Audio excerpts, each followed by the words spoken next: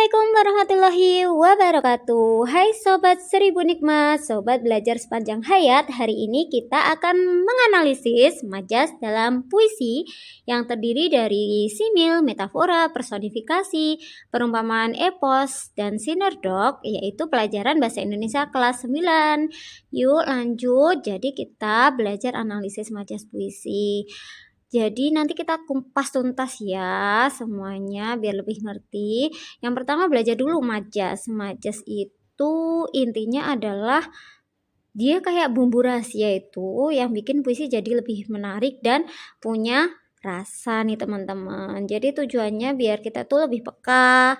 Kemudian kalau dalam KBBI puisi sendiri itu ditulis pakai bahasa-bahasa yang spesial ya, kata-katanya dipilih. Nah, majas ini itu adalah kata-kata spesialnya, bumbu-bumbunya lah. Oke, langsung saja di sini kalau di buku paket ada contoh majas dalam puisi Abdurrahman Faiz yang di sini terdiri dari 5 majas ya, yang kita bahas satu persatu ya. Yang pertama simil. Simil itu kata kuncinya adalah perbandingan pakai kata penghubung. Jadi kalau sudah ada kata-kata penghubung perbandingan ya, bukan kata penghubung yang lain, tapi kata penghubungnya adalah kata penghubung perbandingan. Contohnya bagaikan, bakse. Nah, kita langsung ke contoh ya. Jadi kalau di dalam puisi Ayah ini kan ada sedalam, seluas, berarti ada kata se, berarti itu masuk di dalam majas perbandingan atau simil, gitu caranya. Jadi kalau ada di dalam puisi itu kata-kata penghubung perbandingan berarti dia majasnya termasuk majas simil. Kemudian metafora, sama-sama perbandingan tapi tidak pakai kata penghubung perbandingan. Jadi di sini Bunda engkau adalah rembulan yang menari. Jadi kan membandingkan Bunda ini dengan rembulan yang menari ini. Nah, di sini berarti dia majasnya adalah majas metafora ya. Kemudian kalau majas personifikasi itu adalah benda mati yang seolah-olah dia jadi hidup. Contoh angin berbisik, daun melambai, matahari yang telah melahirkan para guru. Nah, kayak gitu ya. Jadi benda mati diumpamakan dia bisa hidup, seolah-olah itu bisa hidup itu melakukan aktivitas seperti manusia. Kemudian majas sinerdok. Majas sinerdok ini ada 2. Intinya adalah yang pertama itu sebagian untuk keseluruhan. Maksudnya adalah kita cuma bilang batang hidung. Padahal batang hidung di situ kan cuma batang hidung nih. Hidung itu kan cuma bagian dari tubuh kita. Tapi yang dimaksud batang hidung itu ya kita sendiri gitu. Atau orang yang dimaksud, padahal itu secara keseluruhan ya. Sama kayak misalkan di kebalikannya, kalau keseluruhan untuk sebagian itu kayak kita misalkan di kelas kita menang, padahal kan yang ikut lomba itu kan nggak semuanya kadang ya, kayak misalkan yang ikut lomba cuma 1 anak 2 anak, tapi dia mewakili seolah-olah tuh kelas kita yang menang. Nah, itu masuk di totem pro parte ini gitu.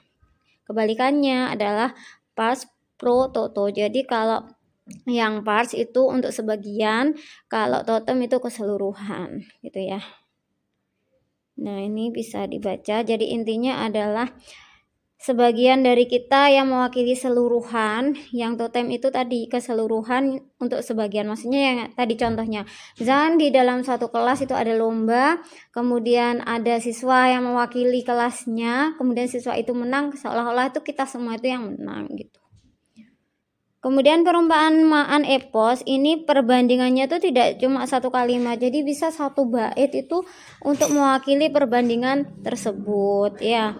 Ini ringkasannya ya. Ini ringkasan dalam majas yang memudahkan kita kayak kata kunci aja ya. Kalau perbandingan pakai kata penghubung perbandingan atau simil. Kalau metafora perbandingan tanpa kata penghubung perbandingan. Personifikasi benda mati seolah-olah hidup seperti manusia. Sinerdok sebagian untuk keseluruhan atau keseluruhan untuk sebagian. Kalau perumpamaan epos itu perbandingan yang panjang yang dijelaskan lebih lanjut gitu ya.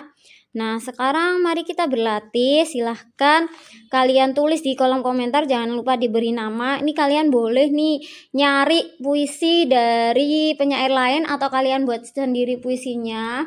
Intinya adalah kalian hanya mencari, misalkan ditulis aja, misalkan majas perbandingan.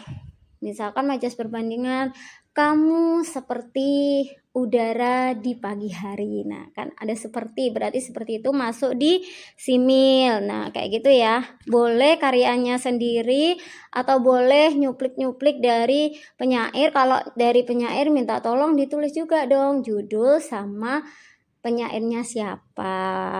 Oke, sampai jumpa di pembelajaran selanjutnya. Sehat selalu semuanya. Assalamualaikum warahmatullahi wabarakatuh.